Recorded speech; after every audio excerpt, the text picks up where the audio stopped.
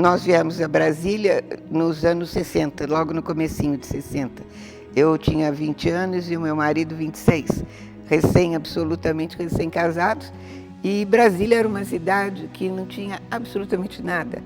Era uma cidade que a gente brincava que tinha um céu azul, um terreno verde, né, porque tinha muito verde, e a arquitetura da cidade, que era uma maravilha, ainda é, não é? Branca, impecavelmente branca, mas não tinha alma ainda, era uma cidade que não tinha população, não tinha gente. E era perfeita para jovem, porque tudo estava começando. Então não tinha nada, era um paraíso para o jovem, né? Ainda mais um recém-formado. E todas as pessoas que eu encontrei aqui no primeiro momento eram pessoas com 10 anos mais velhas do que eu. Então elas cuidavam de mim, porque era muito estranho, não é? Você, numa cidade que não tinha idade, ela era tão jovem quanto eu, Brasília, né? Ela foi inaugurada em 60, e eu cheguei em 60 para conhecer a cidade, mas para morar propriamente dita, 2 anos depois. Então, nós duas, eu e a cidade, eu 20 e ela 2, né? Éramos iguais. E eu acho que nós crescemos juntas, né? Todas as surpresas que a cidade apresentava, para mim também era uma surpresa. E assim nós fomos passando alguns anos e ele se aprimorando no direito dele, e eu virei mãe, né, de 4 meninos, então eu tinha minhas obrigações domésticas e de mãe e tal e tal. Até que um dia eu vim passear aqui no Yacht Club, num clube que tem aqui, antiguíssimo esse clube, e vi um terreno enorme, um terreno de 20 mil metros, e vi a lua nascendo. Falei, é aqui que eu quero morar um dia, né? Qualquer dia, um dia. E esse sonho se concretizou, porque depois, em 70, nos anos 70, quase 80, no finalzinho, o Bettiol construiu essa casa, que é de um arquiteto que já morreu, já faleceu, o Zanini, que era professor aqui da UNB. E ele era considerado o mágico da madeira, porque ele construía casas no Rio de Janeiro e depois algumas aqui em Brasília, basicamente de madeira, né? Ela é toda em madeira e vidro. A gente tem muito pouca parede, que era para integrar a paisagem externa com a nossa vida aqui dentro. Foi muito feliz porque deu tudo certo. Nós fizemos uma casa com 3 módulos, né? O módulo social, o módulo do casal e o módulo dos meninos. Só que os meninos cresceram, casaram, foram embora, e a gente agora fica aqui, só nós. Então a primeira história, como é que eu cheguei em Brasília e estar nessa casa, é essa. Mas tem muita história ainda para contar, né? Quando nos anos ainda 60, né, quando nós chegamos, já existia em São Paulo um clube que chamava-se Clubinho, que era onde os artistas se reuniam. E eu frequentava muito, desde os 14 anos eu já frequentava esse ambiente de arte. E Bettiol, meu marido, também, mas nós não nos conhecíamos até então. E essa paixão pelo bonito, pela arte, pelo cuidado com o mobiliário, cuidado com a arte sacra, cuidado com a pintura, a escultura, isso sempre foi uma coisa que estava presente na nossa vida. Mas nós não tínhamos condições de comprar nada disso, porque mesmo naquela época já era caro, já eram peças que um jovem casal não tinha por que fazer isso. Mas, surpreendentemente, eu estava, um dia, o Bettiol falou para mim, vamos para a Bahia. eu não conhecia a Bahia. E lá eu conheci um grande artista chamado Genaro de Carvalho, que era ele fazia tapeçarias. E eu estava fazendo, na época, aprendendo a bordar arraiolos. Era um bordado de tapeçaria portuguesa. E fiquei encantada, né? Porque imagina conhecer um tapeceiro brasileiro e eu aqui bordando, copiando um tapete do Palácio de Queluz, né? Todo cheio de antigo, e ele com aquele tapete moderno, maravilhoso. Quer saber, eu vou comprar. E essa foi nossa primeira peça. Eu me encantei com ele comigo e tal, e fez um negócio ótimo, e eu consegui comprar um tapete de 1,20 m, mais ou menos, por uns 80, e era a única peça bonita que eu tinha na minha casa, era a tapeçaria do Genaro. Aí eu vi que seria bom comprar mais outras coisas, né? Em vez de me preocupar com banalidades, por que não me interessar mais pela arte? Que já era uma coisa minha, né, de nascimento. E assim foi, aos poucos íamos comprando uma coisinha aqui, uma coisinha lá. De repente eu vi que a minha casa já estava apertada, já estava com muita coisa. Os filhos tinham crescido e também a casa não estava dando, estava tudo muito apertado. E resolvemos mudar para um apartamento. E nesse apartamento, com bastante espaço, naturalmente, não é? A vida nos levou a comprar cada vez mais peças de arte. Então, a gente buscava conhecer o artista. Eu raramente comprava em galeria. Só uma galeria em Brasília, que era do Oscar Seráfico, que nos auxiliou muito na compra de quadros, né? Porque quadro já era mais difícil.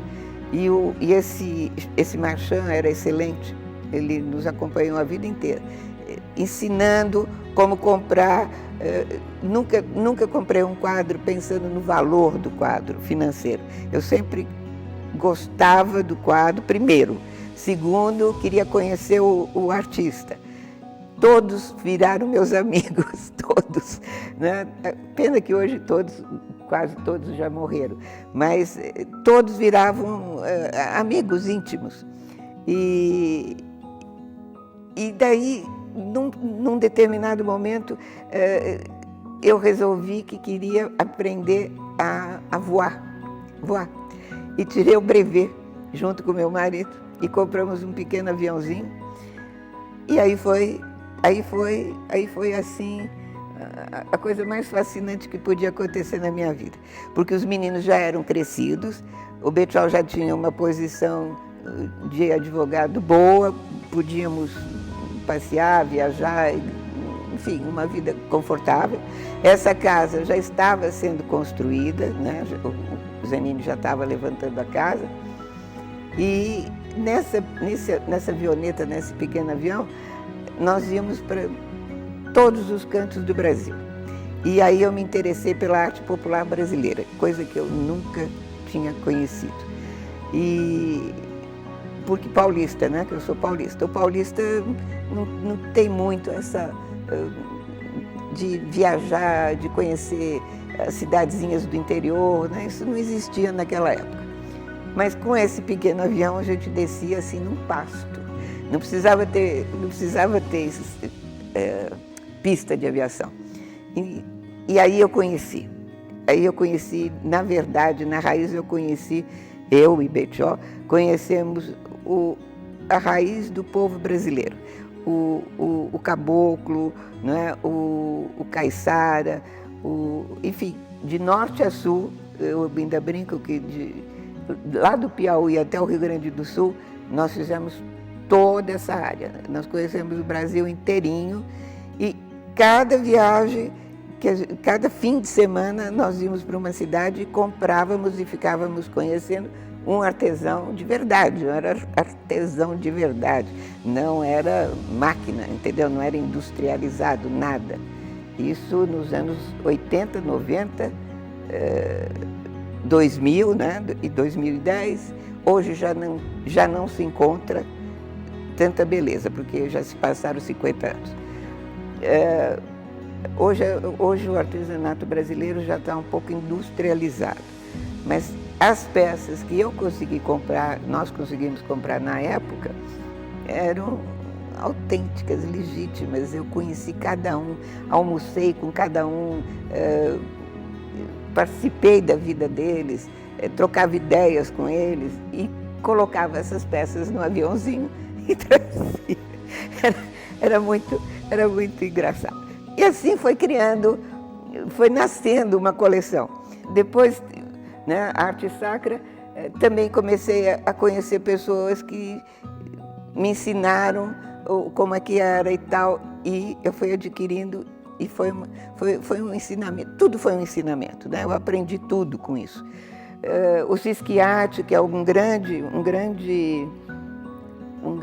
escultor aqui da cidade, né? Porque Brasília, quando voltando um pouquinho na história, quando o Juscelino construiu Brasília, ele tinha que trazer o povo para morar, que já era diferente. Uma cidade normal é feita pelo povo, né? O povo vem e faz a cidade, a igrejinha, a pracinha, não sei o quê, a rua direita, a rua isso, a rua aqui. Aqui não. Aqui ele fez a cidade e mandou vir, né, as pessoas. Favoreceu, dava grandes ajudas, né, para a pessoa vir para Brasília. Tanto é que Brasília tem gente do Brasil inteiro, né? Eu aprendi a falar o português, aprendi a falar o brasileiro aqui em Brasília, porque tinha os sotaques, né? Tinha o sotaque do norte, o sotaque do sul, o sotaque do centro-oeste, as expressões, as comidas, a culinária, né? E isso tudo eu aprendi em Brasília. E como aprendi a conhecer todas essas